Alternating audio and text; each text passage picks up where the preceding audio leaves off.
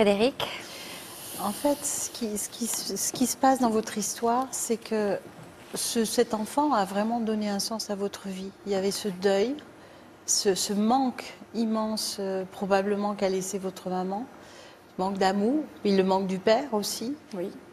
Et on sent que grâce à cet enfant, vous existez. Mais je pense que c'est aussi important que vous vous donniez autant d'importance que cet enfant, que vous existiez aussi à vos propres yeux, Virginie. Parce que sinon, vous existez à travers votre fils, vous existez à travers vos enfants, mais vous, vous existez.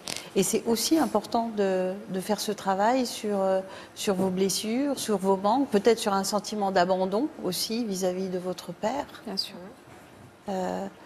Pour guérir ces blessures-là. Parce que sinon, le risque, effectivement, et là, on l'a un peu vu, c'est de reproduire un schéma familial. Parce que finalement, dans cette relation, vous étiez plus... quand Sophie vous posait les questions, effectivement, vous ne posiez pas de questions, comme une maîtresse quelque part. Exactement. Et la relation de couple préexiste à la relation familiale, à la construction d'une famille.